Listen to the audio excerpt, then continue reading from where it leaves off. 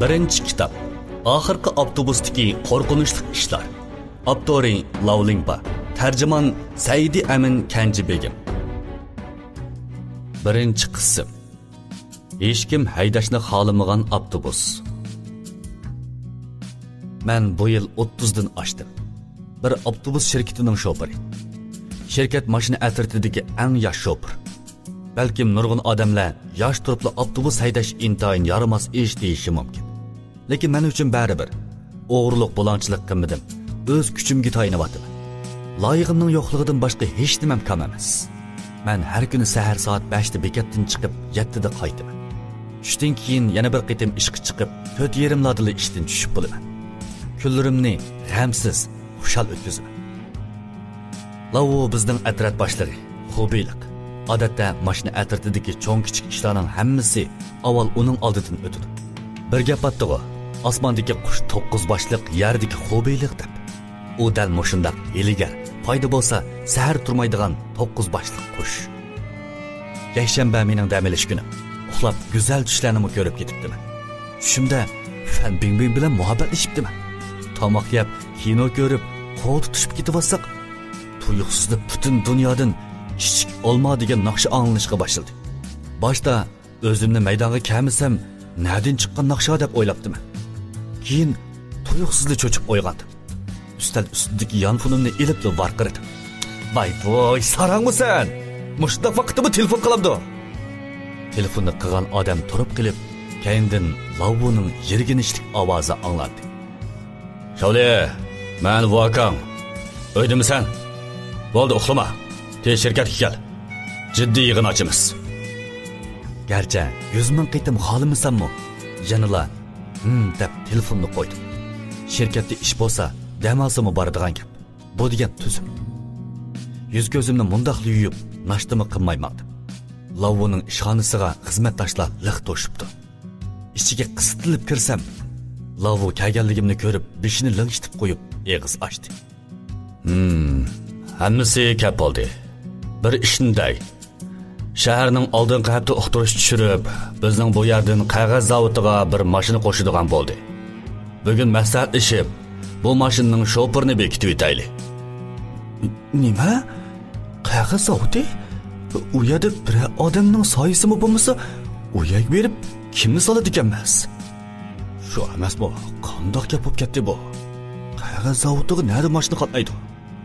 Lavuning gapi amdili tugishiga odamlar to'pi orasidan birisi g'o'dingshidi. Odam bormi yo'q, qaring bo'lmasa. Shaharning qo'shgan liniyasiga qo'shilmasang, berib shahar rahbarlarini izla. Nimaga ko'todaysan? Tassim. Ko'pchilik Lavuning ochchig'ini ko'rib, birasimi gap qilishga petinolmadi. Bu mashina bir kunda bir qitim berib kelibla ishdan tushdi. Bu ishni olgan shoferga bir oyda 500 yuan to'liqlama qo'shib beriladi. Bu gapni anglagan hammaylar qaynab ketdi. Bir kunda bir qitim, teg'i boshqalardan 500 yuan ko'p. Amisi men qilay. Men qilaman. Men qilay bo'ldi. Ko'pchilikning qaynab ketganligini ko'rib, Lavu qopig'ini suzib kulib ketdi. Qandaqkan? Men Lavu yaxshi ish bo'lsa, sizlarni unutib qolamdim. Sizlarni kunda bu aka deb bekorga chaqirsam bo'lmas. Bu gap chiqishi bilan bir necha xushomatchi bosh bo'lib chavoq chelishga boshladi. Yildiraz chilingan chavoqni anglagan Lavuning kulkisi texmi jilvilanib, atrofdagilarga bir qo'r qarab chiqdi. Lavuning bu qarashlarini ko'rib, bir masala borligini his qildim.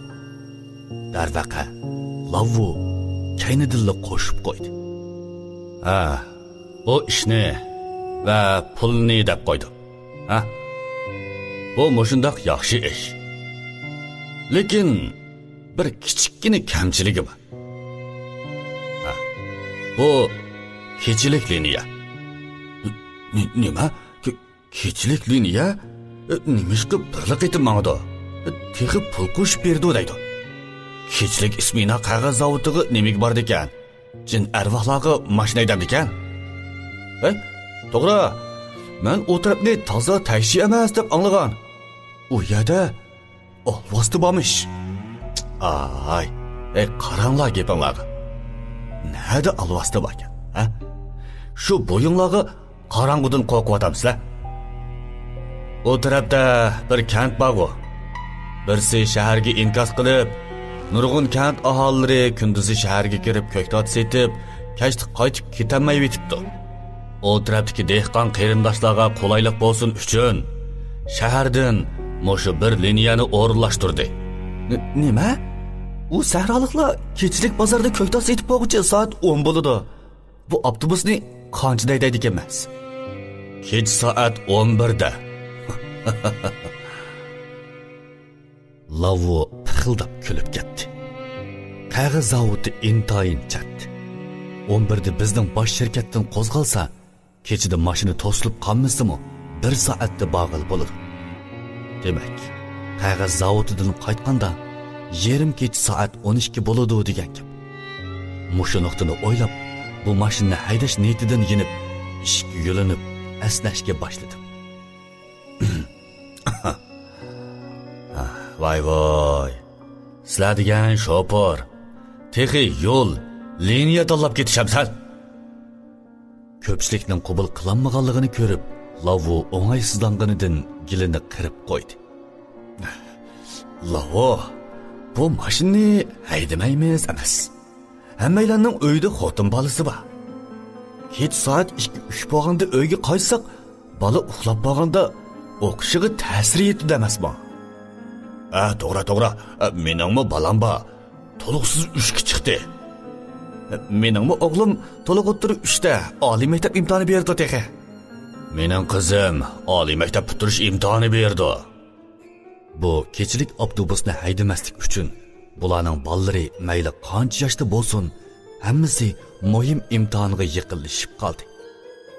Ko'nglimda bu odamlarni tillab tursam, Lavu odamlar orasidan meni tepib, ko'zimning ishchiga qarab, ma'nilik kulib ketdi. Shole, sizlar yoshlarning gapi bo'yicha aytganda, sen surpoy taqo deyman, ha? Balang yo'qda. Ishxonadagi hamma shopirlar shartida qilib tangli mang qardi. Damoqqa nima deyishimni bilolmay tursam, bir qo'l nuramga tagdi. Shole, sen texe yosh, tirish butabdiga vaqtim. Yaxshiroq ishla, ha? Shole, kechida to'slish yo'q, charchamaysan. Onun ustiga kechida avtobusga chiqadigan qizlarmi ko'p. Fursatni ching tutchima. Men texrat qilishga ulgurmay turibla, bu soltaklar meni bekitib bo'lgandek, meni muborakligini chiqib ketdi. Ishxonada faqat Lavu ikkimizli qoldik. Lavuning yuzdagi qo'riqlar bir yerga do'linib, xuddi qurib ketgan yesivilakka o'xshash, yolg'ondan kulib menga qaradi. Shole, ishlar bu darajaga kelgan ekan, sen mo'rat qilma. Mundaq bo'lsa, men sana ya'ni 200 yuan iltimos qilib beray. Shundaq bo'lsa, boshqalardan 700 yuan ortiq ola olaysan degan gap. Qandaq? Anglab, kulkilik his qilib, amdili uningga sat gap qilay deyishimga, Lavu avval qo'limni tutib, bir tutam oshqushni qo'limga tutqizdi. Kunduzlik liniya bilan qaring bo'lmasin, o'zim o'rinlashtiray. Bundan keyin g'arbiy shimoliy bo'lingda to'xtatilgan 2386 ni san hayda. Ish bo'lsa mangda. Bu akang o'zim sana bir qo'lliq hal qilib beraman. Yana gap qilay deyishimga, Lavu qo'lini bulang'ishtirib qo'yib sirtqa mangdi. Yerim badani eshik sirtiga chiqib bo'lganda burilib menga qaradi. Aras, Shole. Oldin qattiq qilgan uqtirishni bu akang tunugin esimga oldim. Ishlar shundoq aldirashli bo'lib qoldi. Shunga bugun kechda mashina haydamasang bo'lmaydi. Dal soat 11 da mashina haydaysan. Unutib qolma, ha? Men boshlangandan tortib mansabga o'ltirg'icha bir eg'izmi gap qilmay turib, o'zimni bilmayla spina almishib ketdim. Qo'limdagi avtobusning oshquchiga qarab, yo kulishimni yo yig'ilishimni bilolmadim. Ammo o'ylab beqib yanala bo'ldi qildim. 700 yuanni ortiq topsam, har oyda bir necha qop yaxshi tomokini ortiq chekalayman emasmi? Oshxonada kechki tomoq yeyotganda Lavtang tomoqni ilib yinimga kelgandan keyin sirli qiyofatda ovozini to'van qilib so'rdi. Inam, qandaroq? Anlasam, Lavosini qog'oz zavodiga bordigan kechilik liniyaga o'rinlashtiribdi. Eg'izimga guruchni sog'ish, beshimni langshitdi. Voy onam-ay, inam, sarangmi sendayman, ha? Qog'oz zavodining yo'liga xohlagancha mang'ili bo'lamti. Lavtangning bu gapini anglab, burilib, uning astoydil chiroyiga qaradi. Nim bo'ldi tanga? Kechilik ismini qo'shu. Ishqisi yo'q. Men degan qaran yosh turib, nimadan qo'rqatdim? Shunday emasmi? Shirkitimizga kelgan vaqting qisqa. Ba'zi ishlarni bilmaysan. Seningcha o qeyrla rastla kechida uyga qaytib, bolalarni uyg'otib etishdan ansirab, bu ismini qabul qilmaganmidi? Bu gapdan benormallik his qilib, cho'kini qo'yib so'rdim. Qanday deysiz? Yana boshqa ishmi bormi? Lavtang achchiq kuldi. Bu qog'oz zavodining liniyasi 10 yil oldida batdi. Keyin bu liniyaning kechilik avtobusini haydaydigan shoför bir mashina odamni elib suv ombiriga kirib ketdi. Qandoq? G'alitimikan? Tong aka, bizdek shirkatlarda g'alati ishlar chiqsa-mu normal-ku. Normal? Hay. Keyin ikkinchisi, uchinchisi-mu bir mashina odamni elib suv ombiriga kirib ketdi. 20 yil ichida 3 shoför, 3 mashina odam bilan yo'q bo'ldi. Asildagi kulkam chiroyimda qaytib qoldi. Bundoq cho'ng ishni ajab azaldan anglamabdi-ku.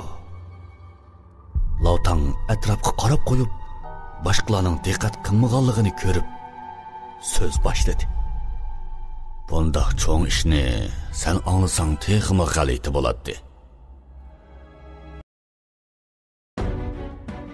Ikkinchi qism. Mashinaga chiqqan bovay.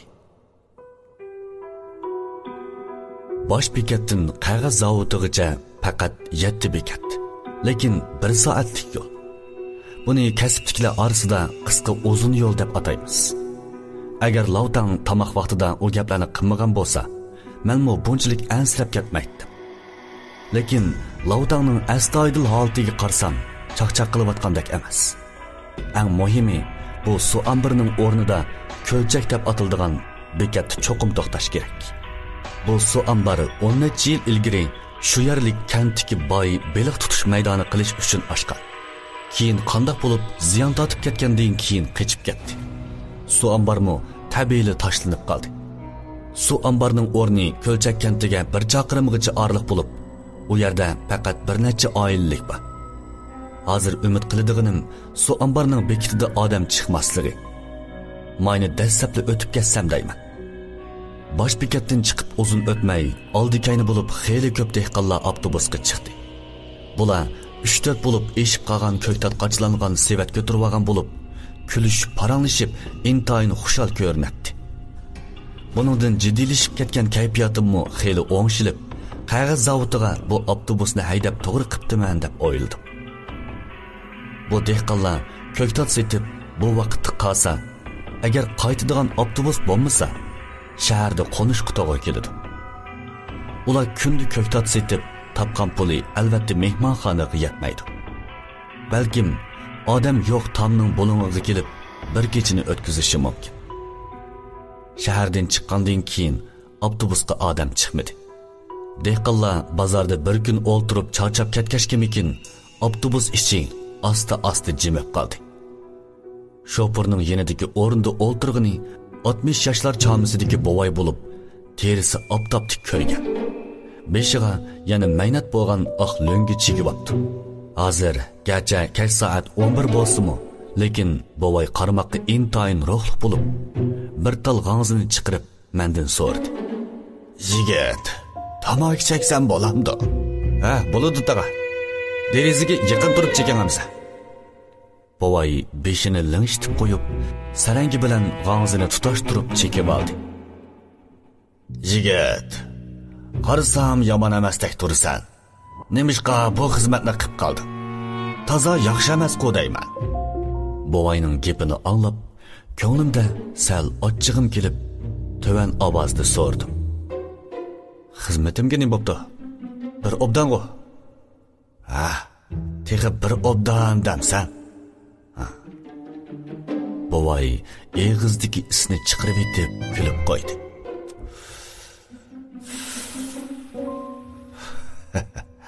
"Ay, nari yaxshikan.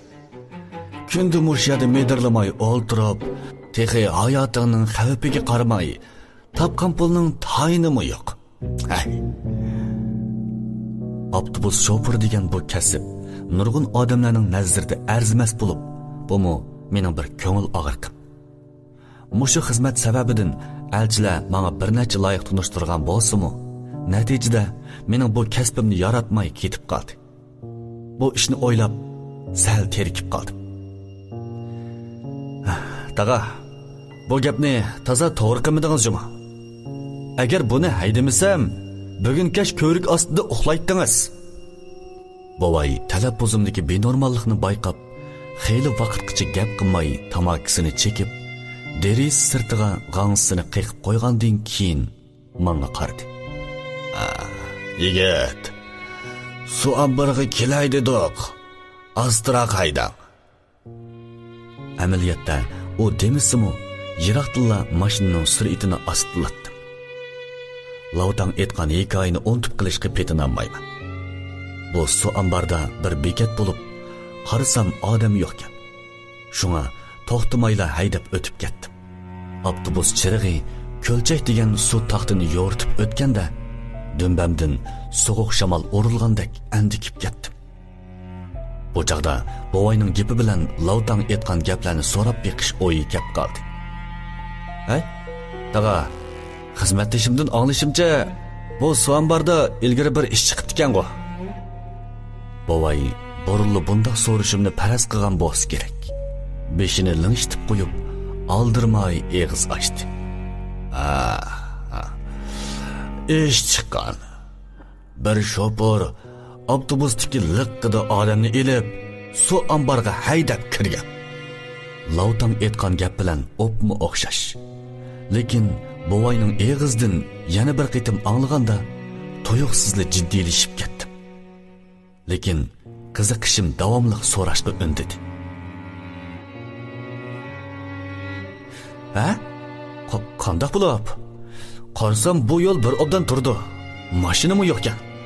Qandoq siga vaqa chiqdi?" "Alvastig'i yo'li qilib bo'lmamdi." Bovayning gapini anglab, qo'rqinimdan toz qoldim, tormozni kuchab tassigili. Mashina qattiq silkinib, kaynida o'ltirgan bir necha dehqonni uyg'otib, nim bo'lganligini bilmagan bir nechasi uyquchilikda so'rdi. "Ay, anamay, ay nim bo'ldi? Kechiringlar, kechiringlar. Yo'l yaxshi emas ekan. Katingdan qochirman deb shu." Jiddiylashishni besib olib, kaynimga qarab shundoq dedim. Dehqonlar qattiq ochiqlayotgandek, teg'i birsi tillabla tushdi. "Bu shoförning kesilivami nima? Kallasi yaxshi ishlamamdi o ya. Nemishqa doktorga berib ko'rib boqmaysan?" Saram. Gapning satligini qarmamdigan. Kunduzi bo'lgan bo'lsa gap qaytaratdim. Lekin bu kechida uning ustiga madaniyatsiz dehqonlar bo'lg'ashqa gap takallashqimmi kammidi. Keyingi yo'lda buvay bilan paranlashqim kammidi. Eli qaytganda avtobusda yolg'iz qaytaman. O'zimni o'zim qo'rqitishning o'rni yo'q. Ko'zimning quyrug'ida buvayga qarab qo'ydim. Onunmu bana gap qilgudek kayfiyatı qanmadı-mı? Beşini tıkıp, g'ansini tatib o'ltirdi. Bovay avtobusga chiqqandan tatib, tamaki chekib atgan. Hozirgacha chekib bo'lolmadi desa. Soat 12 bo'lganda avtobus oxiri qog'oz zavodi bekitiga keldi. Dehqonlar mashinadan tushganda, menmu toza bir kerilib, kaynimga burilib qaytmoqchi bo'ldim. Tuyuqsizlar mashina oldida chiroyi oppoq qeri mo'may gum qilib mashinaning aynigini urishga boshladi. Qattiq cho'chib ketdim. Bu dehqonlar tushgani xeli bo'ldi. Nadin kelgan mo'may bu? Tishimni tishlab, o'rindiq ostidagi remot sandig'idan kulishni ilib, qo'limga ching siqimdab, avtobus eshigini ochib varqirdim. Voy, nemanda qiladiganida, nim bo'ldi? Mo'mayning yuzidagi qo'riqlar bir-biriga do'linib, yana ozroq qerib ketsa, 5 a'zosini farq etamligidek bo'lib ketibdi. O ishning ichilganligini ko'rib, oldirmay chiqib, menga qarab qo'yib, to'van ovozda dedi. Voy, sevetimni unutib qoldim. Kayniga qarasam, darvaqa bir sevat orqa o'rindiqda turibdi. Yuragim joyiga tushdi. Mo'may sevatni elib chiqqandan keyin bir puti mashinadan tushib bo'lganda burilib menga qaradi. Balam, qarasam shundoq yosh tursan, o'zingni yaxshi bola ekansan. Nemishqa kallangdan ketgansan? Bu gapni anglab tushunmay so'rdim. Nim bo'ldi mo'ma? Boya jiddiy tormozlab silkinib ketgan. Hozirgacha tilovatamsizlar? Mo'may beshini aram chayqab qo'yib, yenimdagi o'rindiqni ko'rsatdi. Yo'l bo'yi shu o'rindiqqa qarab so'zlab ketding, odamni qo'rqitib. Mo'mayning gapini anglab, butun badanimdan sovuq ter chiqib, rolni tutgan qo'lim titrab ketdi. Burilib o'rindiqqa qarab, kekashlab ketdim. Qandoq so'zlabdiman? Yo'l bo'yi iliqi tamaki chekayotgan bovay bilan paranglashib keldim-ku. Ko'zingiz toza yaxshi emasmi nima mo'ma? Ko'zim shundoq yaxshi mening. Mashinaga chiqqandan beri bu o'rindiq bo'sh. Nemaga yolg'on gap qilasan? Kallangning dadi bormi? Mo'mayning ochig'i kelib, qo'lini menga tanglab shundoq degandan keyin yarlik talaffuzda g'odimshib, meni tillig'inicha tushib ketdi. Amdi o'diqishga boshladim. Yo'l bo'yi bovay bilan paranglashib kelgan tursam, amdilikda o'zingga so'zlayotsan deydi-ku. Bu kentning kechasi boshqacha jimjit. Uning ustiga qop-qorong'u. Avtobusning chirig'i yoritqidek yerdan boshqa hech nimani ko'gili bo'lmaydi. Butun badanimdan sovuq ter chiqib, dumbam birdamdili ho'l bo'ldi. Soatga qarasam 12 dan 10 minut o'tibdi. Bu yerdan bosh bekatga yana 1 soat vaqt bor. Mashina so'raydiganlarga telefon qilib, o'zimni avtobus bilan birga so'ritib ketaymikin. Bu chaqda quloqni yorg'udek kichik olma naqshisi anglanib, toz qoldim o'rindiqdan sakrab turg'ili. Qarasam, lavtang uribdi. Tezlikda telefonni oldim. Qandoq inam? Berib oldingmi? Qaytyotamsan ya?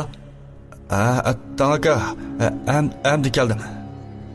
Hozir o'zimni gap qilgudek holim yo'qdek, to'van ovozda shundoq dedim. Qo'rqqanimdan putimdimi jon qolmadi. Nim bo'ldi inam? Lavtang benormalligimni sezib shundoq so'rdi. Bir obdan turmamsan. O'zingni o'zing qo'rqitma bo'ldi. Boya palchiq berib seni surishtirdim. Sen soltakning 8 xitin qattiqkan. Palchining deyishcha, mo'shu apting bilan kechida qabr qo'lisangmi hech nim bo'lmaydi ekansan. Lavtangning gapini anglab, tuyuqsizla 5 million mukofot chiqqandek xushal bo'lib, tezlikda so'rdim. Tazimi bir, rostmi yolg'onmi? Palchi rostilla shunday dedimi? Voy rost, palchi dedi shu. 5 anasiring muzakkarkan. Taqdiringda azroq muannasmi yo'qkan. Jin alvastillasini ko'sa, aylanib mangadi ekan. Tuyuqsiz butun dunyo quyosh nuriga cho'milgandek o'zimni tutib ololmay qoqoqlab kulib ketdim. Palchi rostilla shundoq dedim ha. Qara yaramaslig'ingga. Bu taqdir peshoni sana bekorga ketibdi juma. Bo'ldi, tez qaytib kel. Yotoqda haraq tayyorlab, qaytib kelsang ichimizda saqlab turdim. Xo'sh. Lautang telefonni qo'yibdi. Bu telefon men uchun aytganda qutqazg'uvchidek. Hozir butun badanim kuchga to'lgandek bo'ldim. Xuddi shu paytda o'zimni dunyoning qorong'uligiga hukmron bo'lgandek his qilib, xodqi silib, mashinani qo'zg'atib varqirdim. Va o'zgarchilar bastdilar. Kelisha qani. Kelisha.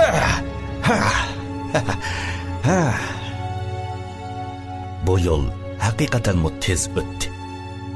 Naqshiga g'ingshib, o'ngishli holda bosh bekatga kelib oldim. Yotoqdagilarning hammasi uxlab, faqat Lautangla yotog'imda aroq qo'rmi tayyorlab, meni saqlab turibdi.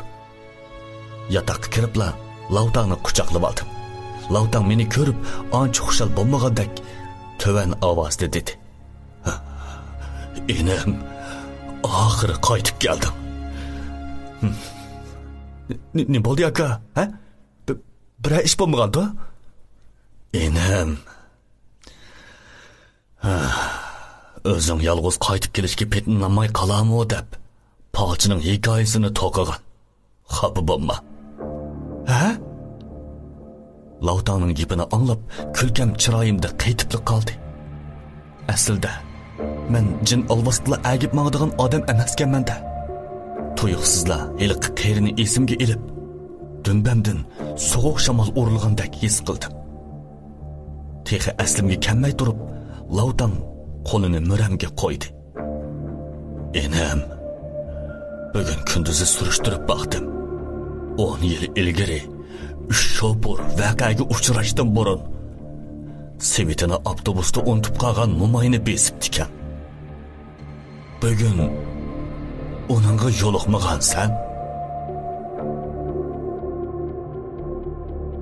Lautangning gapini anglab, dumbamdan sovuq shamol urilish emas, hatto putumning olqinidanmi ter chiqib ketayotgandek his qildim.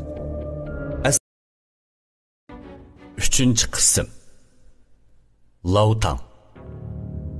Lautang anviqib qolganligimni ko'rib, muramga urib qo'yib so'rdi. Enam, nima bo'ldi? Peshonangdan ter chiqib ketibdi-ku. Xelidan keyin o'zimni tutib olib, Lautangga bugun mashina haydaganda uchratgan bovoy, yana eng oxirida kelib, sevitini olgan mo'mayning ishini aytdim. Lautang karvat yonida o'ltirib, gap qilmay o'ltirdi. Xelidan keyin meni yeniga chaqirib, oldirmay eg'iz ochdi. Enam, agar bu ish rost bo'lsa, undaqda chatoq bo'pti. Bu mo'may bilan bovoyning birsi cho'qim maynat narsa. Ofsinib qo'yib, ustaldagi oqaroqni ilib bir yutum ichib olgandan keyin yengim bilan eg'izimni surtib, o'ylagan siri ochiqlab tillashga boshladim. Lavvo degan bu o'g'ri, mushundaq ishnimi men qildirib. Agar jinimni sep beradigan ish bo'lsa, akam qarg'ay, unimi so'rab banaman. Lautang anglab, tufi devatdi. Tufi. Enam, nimandaq gap qilasan? Bunda xayrli bo'lmagan gapni qilma. O shundoq degandan keyin qo'limdagi haraqni ilib bir necha yutum ichib etdi. Rostni aytsam, yosh vaqtimda uzun yo'lda chepib, akang nemishlarni ko'magandaysan. Ozg'un, qalaymaqon qabristonlik deganlarni oz ko'magan.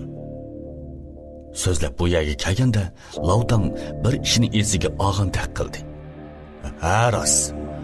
Men rostli ozroq karomati bor apandimni taniyman. Bunda qilayli. Sana adresini beray. Vaqting chiqsa, shu apandimni izlab so'rab baq. Lautangning telefonda qilgan gaplarini o'ylab, ichim pushib so'rdim. Aka, bu qitim qisi rost-ku? Yana meni aldayman dema juma. Lautang chikildab qo'yib, aroq romkasini elib, liqlab bergandan keyin menga tangladi. Enam, xotirjam bo'l. Bu apandimning rostli karomati bor. Sendagi baloyo ofatlarni yo'qotib bera oladi. Beshimni lingishtirib qo'ydim. mening mijozim sal g'alati. Garchi idoradagi xizmatdoshlar bilan gap qilishganim bilan, lekin ko'pincha vaqtlarda yolg'iz yurishni yaxshi ko'raman. Meningcha bu xizmatdosh degan faqat yuzaki ishlar. Faqat mushu lavtang mening eng yaxshi do'stim. Balkim uning mijozi menikiga o'xshashi kerak. Doim yolg'iz yurdi. Arqadan ikkimiz tog'dan bog'dan paranglashib, aroq ishkash qo'rimi yeb, sahar soat 5 bo'lganda uyquga ketib ekanman. Tushdan burun soat 10 da Yanfunimning kichik olma degan muzikasi meni tush dunyosidan qaytarib keldi. Bo'g'iq ovozim bilan telefonni olsam, uydagi 3-hammom o'ribdi ekan. Shavliza, bugun ishing bormi? Bu 3-hammom tipik oq ko'ngil odam bo'lib, heliqi o'zida bir ko'y bo'lsa, boshqalarga 8 ming xajlab bergisi keladiganlarga o'xshaydi.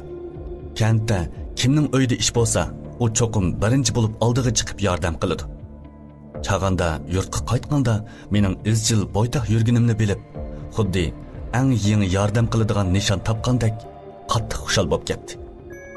Qisqagina necha oyda u menga 7-8 qiz tunishtirdi.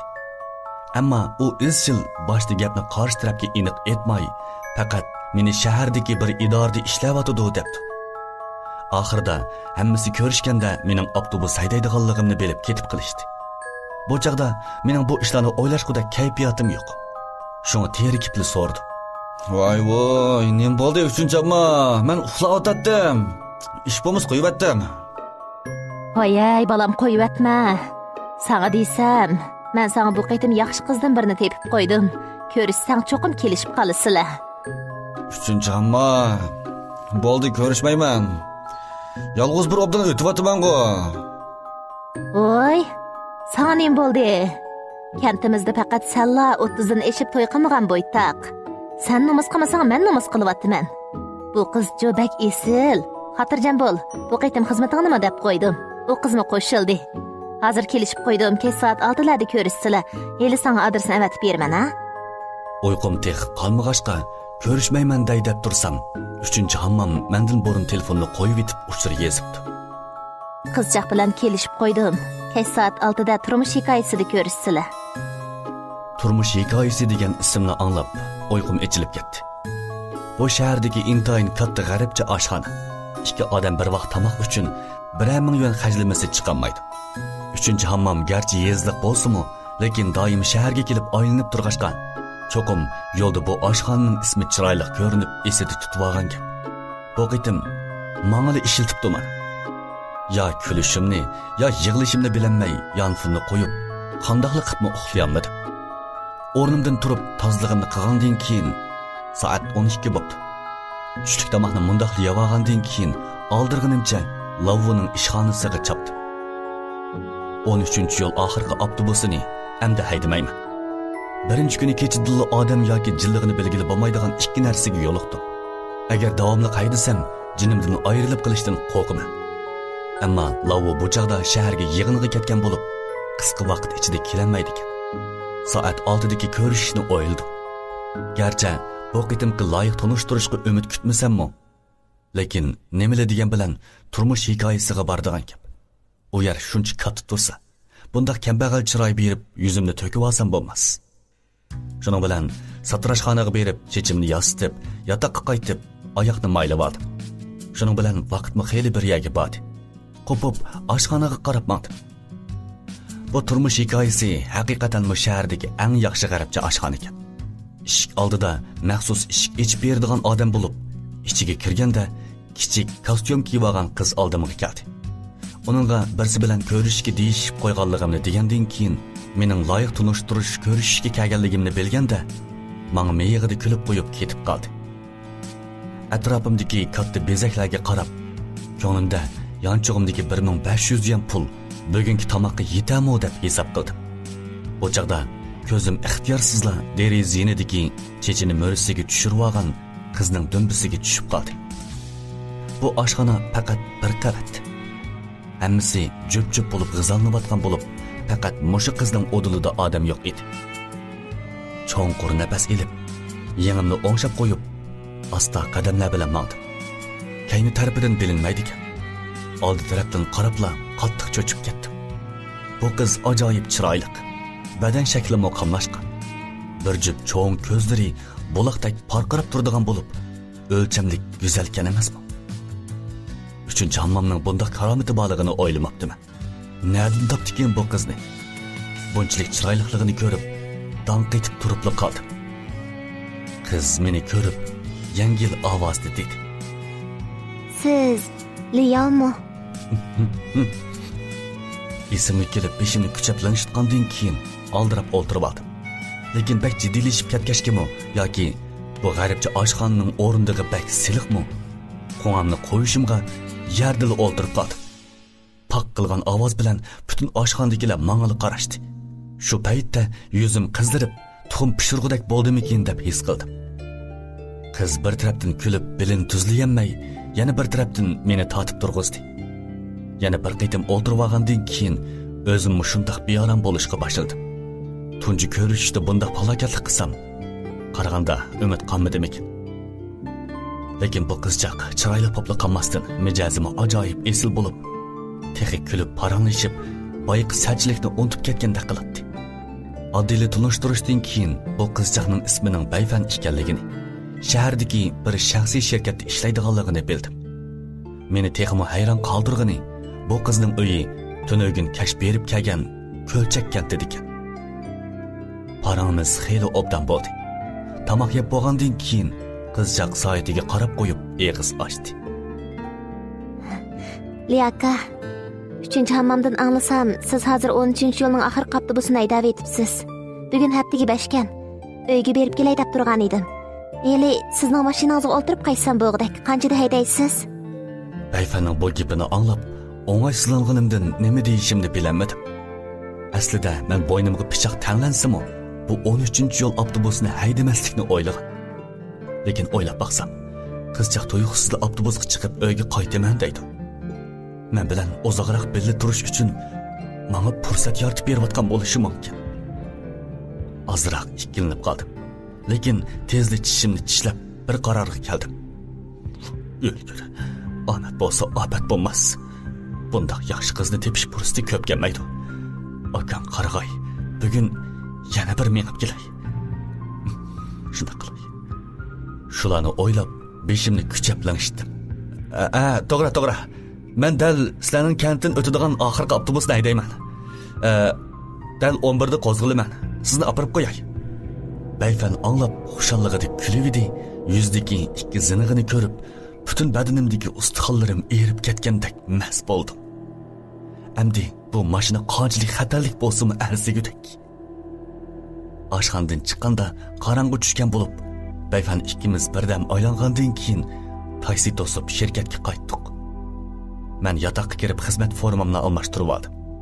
Naq soat 11 bo'lganda bosh bekatdan 13-yo'lni haydab chiqqanda Bayfan bugun kashdagi tunji xaridorim bo'lib qoldi. U qarshi tarafdagi ikkinchi o'rindiqda o'ltirib, yo'l bo'yi men bilan paranglashib, kulishib, tunugunki ishni unutib qolay dedim. O'ttirliqda necha turkum dehqonlar mashinaga chiqdi. Meni eng qo'rqitgani bo'lsa, tunugun oqshom beshiga oq lungi bog'lab, men bilan paranglashib kelgan heliqi bovoy bugun yana mashinaga chiqdi. Amdilikda tushimdan uyg'ongandek bo'ldim. Hammasi Botir Musoyib Jamolning domiga tushar deydigan. Qizga yaxshiroq bo'lish bilan qopdiman. Heliqi 12 da qog'oz zavodidan qaytganda qandoq qilaman? Bovoy mashinaga chiqqandan keyin texi menga beshini lanishitib qo'ydi. Tunogin oqshomgi momoyning gapi esimga kelib, bu qitim qasdan uni ko'masga silib oldim. Lekin meni hayron qoldirgani bo'lsa, kaynida o'ltirgan Bayfan qizg'inlik bilan uningdan ahvol so'radi. Liyutaga, sizmi bozorga kirganmi? Voy, Bayfangan qo'bo, etizdagi koytoqlarni yeb bo'lanmay, pulga almashtiray degan shu. Bovoyning kayfiyati yaxshi bo'lib, menga kulib qaradi. Yigit, avtobusda tamoq cheksan bo'lamda. Oxiri yuragim joyiga tushdi. Tunogin oqshomqi momoy bu o'rinda odam yo'q. O'z-o'zingga so'zlilding deb meni qo'rqitib, texi jinga yo'liqdimmikin deb qopdiman. Bugun Bayfanmi uni ko'rdi. Demak, bu bovoy jin emas. Aksicha, heliqi momoy oljoq so'zlagandir. Lavtangning gapini o'ylab qoldi. Balkim jin shu o'zidir. Bu yo'l shundoq ravon bo'lib, kech soat 12 da qog'oz zavodi bekitiga keldim. Bayfan mashinadan tushadigan vaqtida menga yanfon nomerini berib, bekor bo'lganda uni izlashimni aytdi. Buningdan qattiq xushal bo'ldim. Bu qitim garchi xatarlik bo'lsa-mu, lekin o'zimning baxti uchun arziydi. Qaytish yo'lida yanada qo'rqdim. Tunugungi momayni yana o'shtirtib qilishdan qo'rqdim. Tangriga rahmat. Qaytish yo'limi o'ngishliq, boshqa g'ayriy ahvol yuz bermadi. Yerim kech soat 1 bo'lganda oxiri shirkatga kelib, mashinani to'xtatib olgandan keyin yuragim o'rniga tushdi. Garchi yo'l ravon bo'lsa-mu, lekin qattiq jiddiylashib ketgachga o'zimni bilmayla dumbam tardi ho'l bo'lib ketibdi. Mashinadan tushib shirkatning kuzatxonasidan o'tganda Lavvuning daldang shigincha kayniga qaytayotganligini ko'rdim. Buni ko'rib ochchig'im keldi. Kunduzi uni topolmagan. Endi uning bilan hisoblashib olay. Tez-tez qadamlar bilan yeniga borsam, ajoyib kuchli aroq purug'i burnimga urildi. Buning bilan korim bo'lmay, kop qilibla uning chopini tutib, ochiqda so'rdim. Lavvu, menda qanday o'chim batdi? Meni bunda qasligidak. Lavvu tuyuqsiz yuz bergan ishdan cho'chib, burilib men ekanligimni ko'rgandan keyin maydisiga shaplaqlab qo'ydi. Shauli, meni qo'rqitibdan. Sarang bo'ldingmi, ha? Seni qanday qaslabdim men? Bu 13-yil avtobusi 10 yil oldindan mengibdi-kan u. Oldi kayni bo'lib 3 shopur avtobusdagi liq odam bilan vaqaga uchrabdi. Bu ishni bilasan? Bunda qo'rqinchli ishni nemish qilmam qidirsan? Ha? Inam. Lavvu gapimni anglab hayronlikda so'rdi. Bu ishning o'tib ketganiga 10 yil bo'ldi. Shirkatda mendan boshqa hech kim bilmaydi. Sen kimdan anglading endi, ha? Lavvuning xatolikni to'naydigan alpozning yo'qligini ko'rib, uning yoqasidan oldim. Sana deb qo'yay. To'rt tomningmi qulig'i bor. Lavtang menga depadi. Sen texi meni ahmoq qilmoqchi bo'lyapsan? Lavtang? Qaysi lavtang? Mashina atirtimizda nada tang familiyalik birisi bo'lsa, ha? Anglab teximi ochchig'im keldi. Lavtang kamtar, izchil, yolg'iz yuradiganligini bilaman. Lekin atraf boshlig'i bo'lgan Lavvuning tonimasligi mumkin emas-ku. Lavtangning ismini so'rg'inim esimda bo'lg'ashqa, Lavvuga qarab varqirdim. Lavtangni mi tanimamsan? Tangshanshin-ku. Oldimda sarang bo'libmi, ha? Gapim endi tugishiga pak qilgan ovoz bilan Lavvu kelibla menga bir kachat soldi. Bu kachat ajoyib taydiki, boshlarim piqirab tillivatdim. Lavvu, sen o'lgur, meni urvatamsan tehi? Lavtangga qarsam, mandilmi bak ochiqlayotgan bo'lib, qo'lini menga shiltib varqirdi. Anangning ikiniga tangshanshinmi? Nemada bildirlayotsan? U dal 10 yil ilgirki 13-yo'l oxirgi avtobusini haydagan birinchi shoför. Borulli o'lgan. 4-qism. Xuayan yo'li 2386-nomer. Lavvuning gapini anglab, hangib yiqib qoldim. Tangshanshin degan bu ismni Lavtang o'z eg'izi bilan menga aytib bergan. Xato bo'lishi mumkin emas. Hozir Lavvu uning 13-yo'lning birinchi navbatlik shoferi 10 yil burun o'ldi deydi. Tafsili o'ylab baqsam, shirkatga kelgan 1 yil ichida mendan boshqa birasining Lavtangga gap qilganligini ko'rmabdiman. Men bilan birga turgandimi faqat ikkimizla. Odatda shirkatda yig'in ochganda Lavtangning kelganligini ko'rmayman. Har qitim uningdan so'rasam, u o'zini orqa sap remontchisi, yig'inga qatnashmasammi bo'ladi degan. Tex tunogin oqshom men tex Lavtang bilan tong otquchi ichishgan. Bularning hammasi ko'z oldimdan kino lentisidek o'tib, gajgamga so'g'uq shamol urilgandek butun badanim tikallashishga boshladi. Men deyman, Lavvu yinimda ong yiqib turganligimni ko'rib, xelidan keyin so'rdi. Sen soltak bu avtobusni haydamayman deb akanga jinning hikoyasini to'qimagansan, ha? Voy, bu aka. Fikrimni yutib Lavvudan astoydillik bilan so'rdim. Sana chaqchaq qilmadim. Tangshanshin rostli 10 yil avvalgi 13-yo'l avtobusining birinchi shofirimi? Lavvu ufsinib qo'yib, yanchog'idan bir til tamakini ilib tutashtirib olgandan keyin menga qaradi. Enam, 10 yil ilgari men texi atraf boshlig'i emasdim. Tangshanshing men bilan bir atrofdagi xizmatdosh edi. Uning uyi Namrat. Şirket bu liniyani ochganda hech kim haydashni xohlamadi. Oxirida u o'zi aytiblik bilan talab qilgan. Faqat 2 tal pulni ortiq tepish uchun. O'ylamag'aydan birinchi edili vaqa chiqib, bir avtobus odamning hammasi o'ldi. U degan shu yildagi eng cho'ng qatnash vaqasi tursa, ha? Esimda xato tutib olamdim deyman. Buni anglab tugishib ketishga ozli qoldim. Lavu garchi aroq ichib olgan bo'lsa-mu, lekin uning yolg'onni to'qimayotganligini bilib, gap qilganda kekashlab ketdim. Bu aka, bu avtobusni endi haydamayman. Bek qo'rqinchli ekan. Men Shauli bo'ldi dema, ha? Xatolik menda. Lekin akangning boshqa yomon niyati yo'q. Seni atrofimizdagi eng yosh, muannas quvvating urg'ib turdi deb o'ylab, mushu liniyani basalaydi deb o'ylabdim. Ha? Bo'ladi. Qig'in bo'lmasa mayli.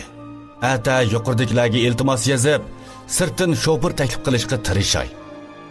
Bu gapni deganda uning kayfiyati mu yaxshi emas bo'lib, tamakini o'chirib bitib, muramga yinik urib qo'ydi. Enam, qarasam, ro'yaltingmi yaxshi emas turdi. Lavtangni rost ko'rdingmi yo'q, korim yo'q. 2 kun yaxshiroq aram elib, andin ish qilchaq. Beshimni ling'itib qo'yib, gap qilmay, burilibli yotoqqa qarab maqdim. Lavu kaynimdan vaqirab qolgan. Anglamasga selib oldim. Bu vaqtda men rostilla yaxshiroq aram elib olishga muhtoj. Men izchil eng yaxshi do'stim qatorida ko'rganim odam emaskan. Bu dunyoda soxtipast boshliqdan, shaxsiyatchi xizmatdoshdan boshqa qog'ini o'lgani 10 yil bo'lgan bir arvoh bo'pti. Mening bir haqiqiy do'stim yo'q ekan.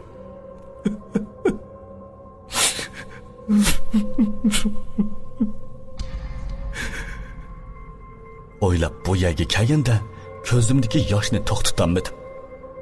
O'zimni shunchalik bechora his qilishga boshladim. Yotoqqa qaytgandan keyin murdaga o'xshash karvatga chiqib, kiyim oyoqlarimni musilishga kuchim qolmadi. Ustaldagi 2 aroq botolkasiga qarab o'xsindim. Oldingi yaralmishimda qanday xatolik o'tkazgan bo'g'itdim. Amdilikda hammali ish menga uchramdi. Bu necha kunda menga uchragan ishlarni eslab chiqdim. Qalaymaqan ishlarning hammasini bir yerga akalsa, kino ishligidek bo'pti. Bu Lavtang agar jin bo'lsa, undaqda u aytgan gaplarga ishonishga bo'lmaydi. U nimishqa menga 10 yil ilgirki qatnash vaqasini aytib berdi. Yana u menga mashinaga chiqqan mo'mayni 3 shofirning hammasi ko'rgan deydi. Menga zodan nimani deb bermoqchi?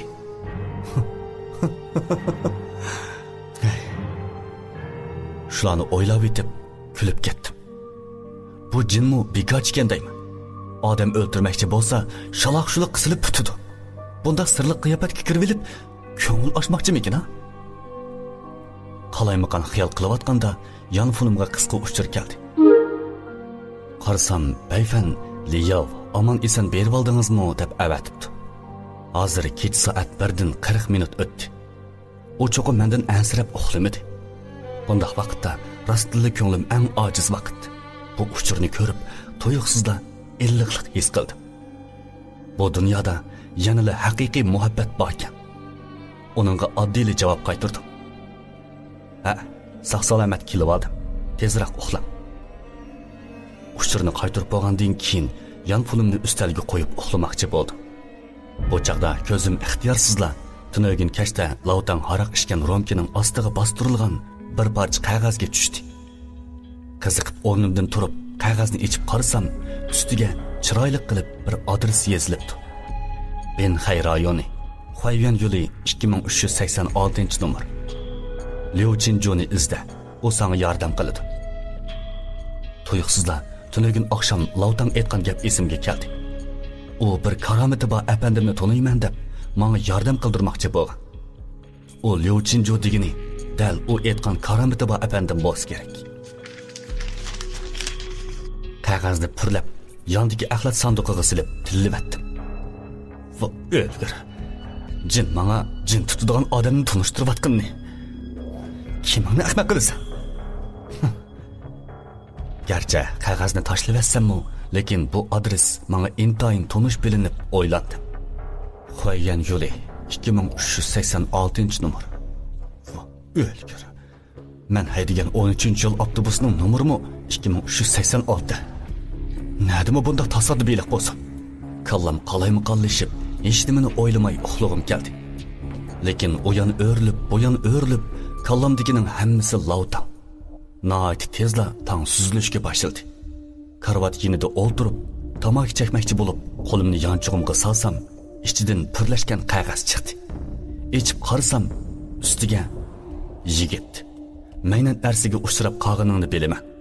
Mashinamga 2 qaytim o'tirdim. Sen tunji bo'lib, meni avtobusda tamaki chekishimga qo'shilgan odam. Yomon emaskansan. Agar hayot qolaman deydigansan, ata Xo'yan yo'li 2386-numarga berib, Lavlioni izla deb yozilibdi. Bu bir muhorki qog'oz bo'lib, mazmuniga qarasam, oldingi 2 kunda avtobusga chiqib, tamaki chekkan bobo yozgandek turdi. Men izchil bu bovoyni yomon emas deb his qilyapman. Lekin ilgari mo'mayning gapiga ishonib, uni odam emasmikin degan. Keyin bayfan uning bilan ahvollashganda bovoyni xato tushunib qolganligimni bayqadim. Nemishqa Xo'yan yo'li 2386-numar bo'ladi. Bu zodi qandoq ish? Rostli shundoq odam bormi? Bu ishlar bag'ansir murakkablashib ketdi. Tamakidan birini tutashtirib chekkash o'ylandim. Balkim bu odam menga yordam qila olishi mumkin. Oxirda mushu bovoyga ishnishni tanladim. Bo'ldi.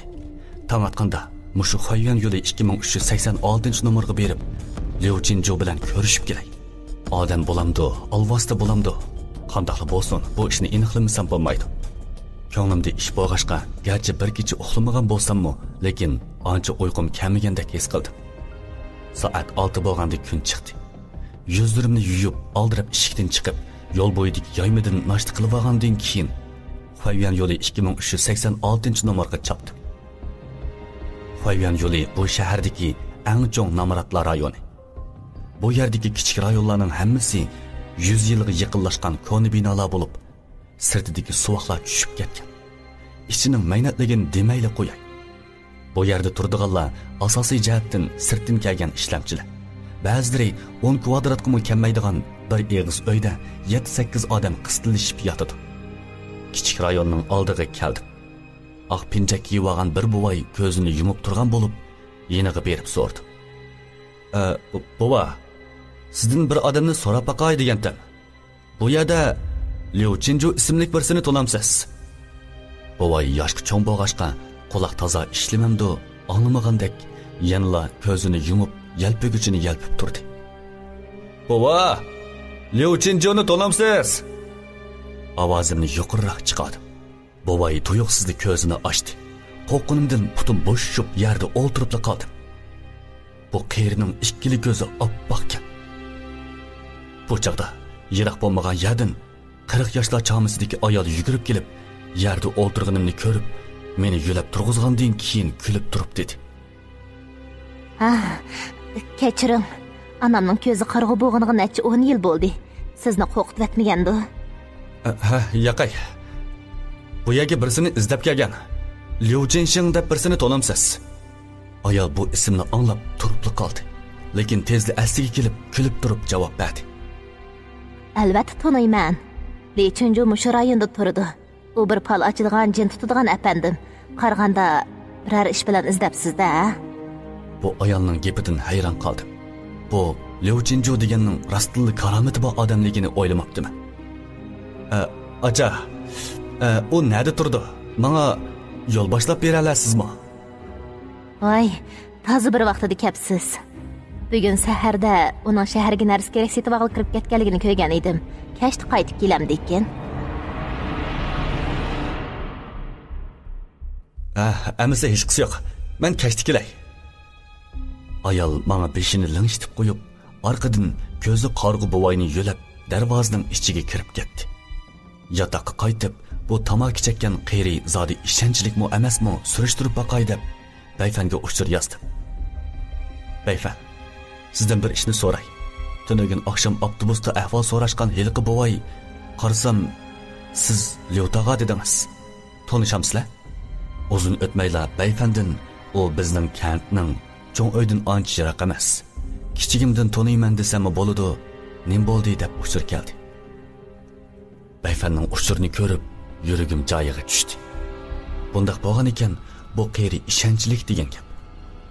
Bugun berib Liu Jinjoni izlay. Ata Ko'lchak kentiga berib bovoydan obdinroq so'rab baqmasam. Qaraganda hozir faqat shuli menga yordam qila oladi ekan. Kash kirganda taksiga o'ltirib, Xoyyan yo'li 2386 nomerga keldim. Bu yer bir qadar chat. Boshqa ko'ngil etish nimalarimi yo'q.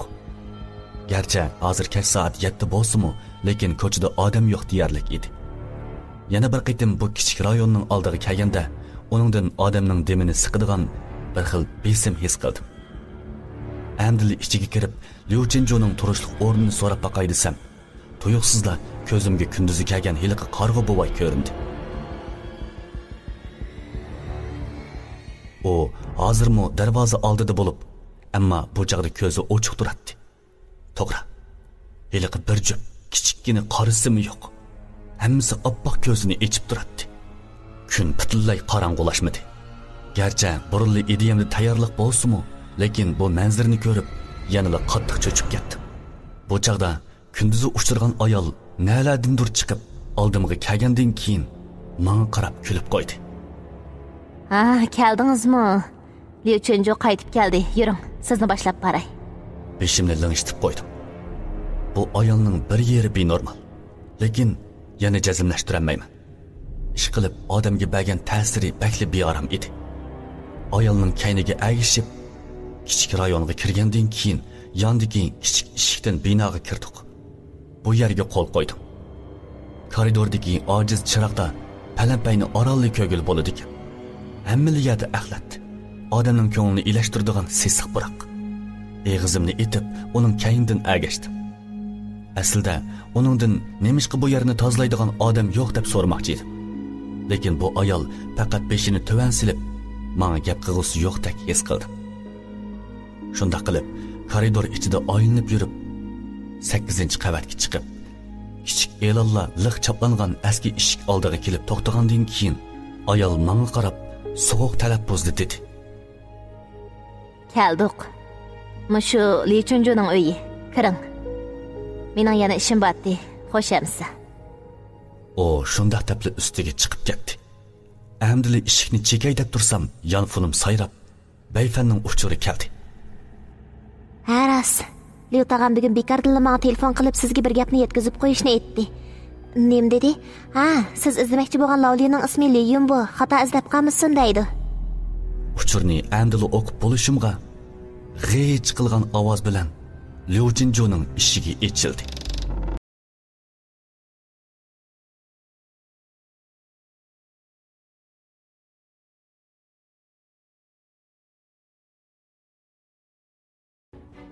Beshinchi qism. Qora ranglik qo'l zanjiri. Bu uchur kelgan vaqtda menga cho'ng zarba bo'ldi. Tugashdim. Odamni xato izlabdimi? Aslida bovoy qog'ozga yozgan Lavliuning ismi Liyun bo'lgan. Lavtang aytgan Liu Jinjo emaskan. Burilib qaytay degan shu paytda ko'z oldimdagi abjaq yog'och eshik ochildi. Texi ichidagi odamni ko'may turib, tuyuqsizlik eshik ichidan bir qo'l chiqib, beligimni ching tutib oldi. Bu yog'ochdek o'riq, ozroqmi qandidori yo'q qo'l bo'lib, ozroq tatib qo'ysam, o'zilib ketadigandek ko'rindi. Lekin uning kuchi ajoyib kuchli bo'lib, butun kuchim bilan tirkashgan bo'lsam-mu, lekin meni ichiga tatib ketdi. Aldirashchilikda kallamga bir aql kelib varqirdim. Lavtan sana o'zini qutuldirib olsin deydi. Eshik ichidagi odam gapimni anglab qo'limni qo'yibdi. Garchi qisqig'ini 17 sekund bo'lsa-mu, beligim ko'kirib ulguribdi. Beligimni ovlab qo'yib, kaynimga qochay deb tursam, eshik ichidan ajoyib bo'g'iq ovoz anglandi. Yap yosh turib, ustundagi maynat narsalar oz emaskan. Bu gapni anglab ikkilinib qilib, amdila olgan qadimimni yana qaytirib oldim. Bu chaqda eshik yo'g'on ochilgan bo'lib, yirtiq chapan kiyib olgan. O'riqligidan bir teri bir ustixon bo'lib qolgan qeri bir tal kaltaki tayanğınicha menga tikilib turadi. Bu qerining chechining ko'p qismi tushib, faqat ikki cheksizlik qordek oqchi chiqibdi. Meni eng qo'rqitqini bo'lsa, bu qerining o'ng ko'zi butunlay yeshil rangda bo'lib, mundaqla qarmoqqa qo'rqib ketgan daraxtga ko'k yoqutni kirgizib qo'ygandek ko'rindi ekan.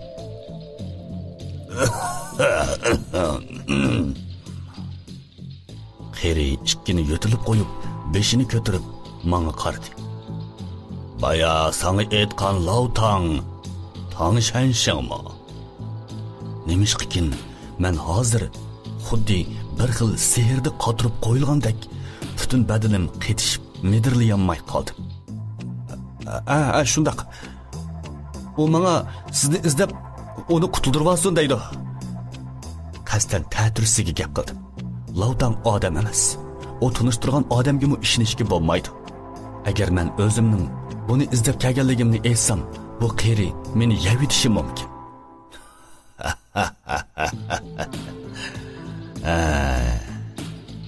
Qeri gapimni anglab, eg'izini tutib kulib ketdi. Bu kulki ovozi kona ham qorong'u koridor ichida uyan-buyan uchib, odamning badanini shurkantiradi. Shuntak, o'zingga balo kelyapsa, texa boshqalar uchun xabar yetkazyapsan. Qerining bu gapiga qanday javob qaytarishni bilmadim. To'xta. U qo'l soldiganligidan bishorat beryapti. Keynimga ikki qadam chekindim. Yaqinda bir muncha g'ayriy odamlarni ko'rding'u deyman, ha? Uning gapini anglab, kulgim kelib, ichimda tillivatdim. Bu o'lgur qerining bir ko'zi bunda turib, mendan g'ayriy odamlarni ko'rdingmi deb so'raydi. Lekin bu gapni eg'izimdan chiqarishga petinolmayman-da. Faqat debli qo'ydim. Olqinim tarlab, uningga vaqtini isrof qilg'im kelmay, faqat bu yerdan qanday qochib chiqishni o'yladim. Bova, Lavtang intayin yomon birsiga uchrab qopti. U meni bundan keyin ikkilarning o'tirdagi gap yetkazguchi deydi. Qeri turib qoldi. Uning yoqutdek ko'zining titrab ketganligini aniq ko'rdim. Kela. Uyga kirsang bir narsani ko'rsatay. Qeri shundoq debla burilib uyga mangdi. Uning kayniga burilganligini ko'rib, ichimda mingni tillib yetib qochdim. Palampayning agilmisiga kelganda qerining varqirgan ovozi anglatdi.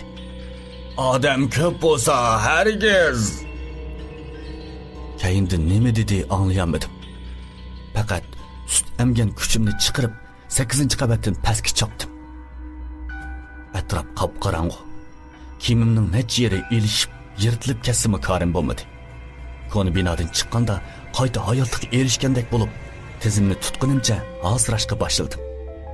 Tuyuqsizlar kaynimdan bir jup qo'l muramni tutib olgan. Qo'qinimdan deb varqirabli o'zimni qochirdim. Burilib qarsam, muramni tutquni pakar do'g'liq kelgan er bo'lib, eshik oldidagi ojiz nurda bu erning chiroyini orolli ko'rdim. Bu er qarmoqqa 50 yoshlar chomisida, qishi qo'yuq, ko'zi yo'g'on. Qarmoqqa yovoshdek ko'rindi ekan. Lekin beshidan qandoq ish o'tdikin, o'ng ko'zi bilan qishi o'ttirsida bir totiq bor ekan. Bu er mening cho'chib ketganimni ko'rib, o'ng'aysizlangandan kulib qo'ydi. Kechiring yigit. Belingizni egib, tizingizni tutib turibdi ekansiz.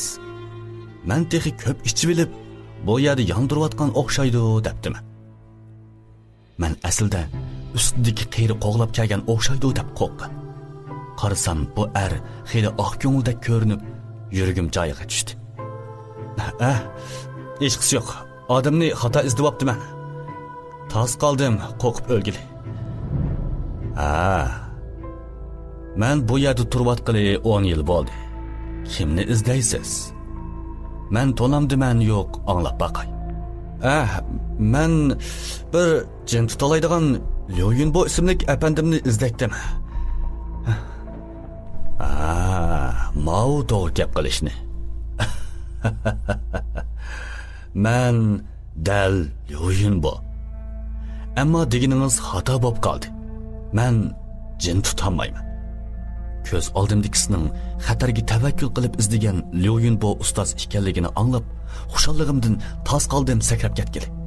Tezlikda uning qo'lini tutib ilib dedim. Meni qutqizib oling. Meni ko'lchakkandiki Liu tag'am avatgan.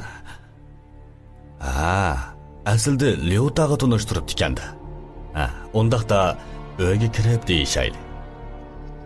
Gerçi ko'z oldimdagi pakar, simiz, 30 yosh erning jin tutadigan karomati bor yo'qligini bilmasam-mu, lekin ko'z oldimda g'alati ishlar intayin ko'p bo'lg'achqa boshqa tanlashim yo'q edi. O'zim boya chiqqan ishga qo'rqib qaradim.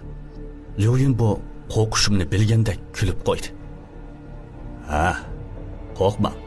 Men bor. Titirganimcha Liu bu bilan yana bir qitim bu iblisning o'visiga o'xshaydigan qorong'u koridorga kirdim. Liu buning uyi 3-qavatda bo'lib, uyda tomga esilgan bir parcha rangsiz surat bilan bir do'vi kona oila jihozlaridan boshqa hech nima yo'q ekan. Liu ustoz, saqlab bo'lolmay eg'iz ochdim. Sizning karomatingiz borligini bilaman. Agar men maynat narsalarni yo'qtirib olgan bo'lsam, meni cho'qim qutuldirib oling. Arqadan bu 2 kunda bo'lgan ishlarning hammasini tafsiliy so'zlab berdim. Lautang bilan boya xato izdivagan Liu Jinjuni dedim. Liu bu beshimdan putumgacha bir qo'r qarab atgandan keyin oldirmay dedi. Siz xalq orasida tarqalgan suv arvohining o'rniga o'lguchini so'raydigan rivoyatni anglaganmi? Bu gapni men intayin kichik vaqtimda anglagan. Uyimdan ancha yiroq bo'lmagan yerda bir cho'ng daryo bo'ladigan. Necha yil burun shu daryo bo'yida kiyim yuvayotgan qizchaq tunjiqib o'lgandi. Shuningdan keyin bu daryoda har yili bir odam o'ladigan bo'ldi. Kentliklarning deyishicha, bu daryoda tunjiqib o'lgan odamning arvohi daryoda qopsilib qoladi ekan. Faqat o'rniga yangi arvohni topgandila qayta to'rilishga bora oladi ekan. 10 yil oldida birinchi shopirning bir avtobus odamlarni ilib suv omboriga tushib ketgani meningcha tasoddifilik. Ikkinchi shopirning shopiri bilan bir mashina odamni oldinqisi so'rab ketgan. Uchinchisi shundoq. Bu gapni anglab birdilli tushungandek bo'lib beshimni langshitdim. Bundaq desak rostdilli tushungili bo'ldi ekan. Bugungi kunlikda men 4-navbatlik shopir. Sizningcha men istifa bersam ulgura olamanmi? Liu bu beshini chayqab javob bermadi. Buningdan yuragim eg'izimga qoplashib qoldi. Qadaq ulguramamdim? Cho'qib o'lib ketamdim? Undaq emas. O semiz badanni tasdiqda o'rindiqdan ko'tarib o'ri turdi. İstifa bersingiz bo'lmaydi. Bu mashinani cho'qim haydashingiz kerak. Mening hozirgi eng cho'ng orzuyim loteriyadan 5 million chiqish emas. Balki ilgirki oddiy sodda turmushimga qaytib, 13-yo'l oxirgi avtobusidan yiroq turish. Qancha yiroq bo'lsa shuncha yaxshi. Yana davomli haydashim kerakligini anglaganimda, maydamga ilvatkili bo'lmaydigan eg'ir tosh besavagandek qiynalib ketdim. Qandoq desam bo'la? Bu mashinani 10 yildan keyin birinchi bo'lib siz haydadingiz. Mundaqchi aytganda 13-yo'l bilan oranglarda kelishim paydo bo'ldi. Bu ishni to'liq hal qilmay turib, shundaqla tashlab qo'ysangiz, oningdan sog' beti qutula olishingiz qiyin. Buni anglab hangviqib qoldim. Men texi bu 13-yo'l bilan bog'lanib qoldimmi? Va yoki 3-qitim qatnash vaqasiga yo'liqqan suv arvohlari barliq umidini mening zimmamga ortib qo'ydimi? Boshqa amal yo'qmi? Liu bu burilib hujrasiga kirib, azroq vaqtdan keyin qora ranglik marjonlar esilgan qo'l zanjirini menga berdi. Bu qo'l zanjiri sizni bexatar saqlaydi. Esingizda bo'lsin. Her kuni mashina haydaganda cho'qim taqib eling. Bu oyning dehqonlar kalendari bo'yicha 15-kuni ishdan tushib, meni izlab keling. Men gap qilmay turib, Lyoyin bu qo'lini polang'ishtirib qo'ydi. Bo'ldi, tez qaytib keting. Bu yerda uzun tursangiz bo'lmaydi. Garchi kallamda nurg'un savol bo'lsa-mu, lekin uni zeriktirib qo'ymay deb ortiq so'rashga petinamay cho'nqur ta'zim qilgandan keyin qo'l zanjirini ilib chiqib ketdim. Bu rayondan chiqib, qo'limdagi jinimni qutuldirdigan bu guharga sinchilab qardim. Bu ko'zga ancha chiliqmaydigan qo'l zanjiri faqat 10 nechtal qora rangli marjonni o'tkazibdi. Bu marjonning materiali nima ekan? Yog'ochdek qilmaydi. Qosh tishiga texmi o'xshamayotdi. Yotoqqa qaytganda soat 9:30 bo'pti. Aslida mashina haydamay degandim. Lekin Lyoyin bu ustozning topilishi bilan yana binodan tushdim. Qo'l zanjirini beligimga taqib, har 5 minutda bir qitim qarab, jinimni qutuldirdigan bu guharni tushirib qo'yishdan ansirdim. Kech soat naq 11 bo'lganda 13-yo'l avtobusni haydab bekatdan chiqdim. Ilgirkiga o'xshash dehqonlar kayni-kayindan mashinaga chiqdi. Men texi agar Lyo tog'ini ko'rib qolsam, bugungi ishni uningga aytaman deb o'ylagandim. Lekin u bugun chiqmadi. Mashina haydashdan burun suydigim qistab ketgan. Qog'oz zavodiga omon eson kelib, dehqonlar mashinadan tushib bo'lgandan keyin yo'l bo'yida hojat qilib oldim. Kechining qorong'u kent yo'li o'ng'ul-do'ng'ul bo'lib, mashinaga qaytish yo'lida putlashib mollaq otdi. Odamni falokat bassa, tuz yo'ldimi putlashidi deb bekorga aytmabdi ekan. Bekatga qaytadigan vaqtimda kallamda Lyoyin bu ustozning deganlarini o'ylab maqdim. Ko'zni yumib ochqucha suv omboriga kelib, chiroq yo'rug'ida oldidagi yo'l ustida birisining turganligi g'ova ko'rindi. Butun badanimdan sovuq ter chiqib, tezlikda tormozni tubigacha dassidim. Elim yaxshi vaqtida tormozni g'ashqa odamga soqilib ketmadi. Terikib rosa bir tillay deyishimga tuyuqsizla beligimning quruq turganligini bayqab qoldim. Eliqi qora rangli qo'l zanjiri yo'q. Aniqli taqib olgandim-ku. Qandaqsiga yo'qab ketdi. Bu o'lgir. Boya yiqilib tushganda tushirib qo'yibdi menda. Ey! Yuragim eg'izimga qopsilib, mashina oldiga qarab texmi qo'rqib ketdim. Mashina oldidagi boshqa odam emas. Dal 13-yo'l avtobusining birinchi navbatdagi shofiri. O'lib ketganiga 10 yil bo'lgan Lauta.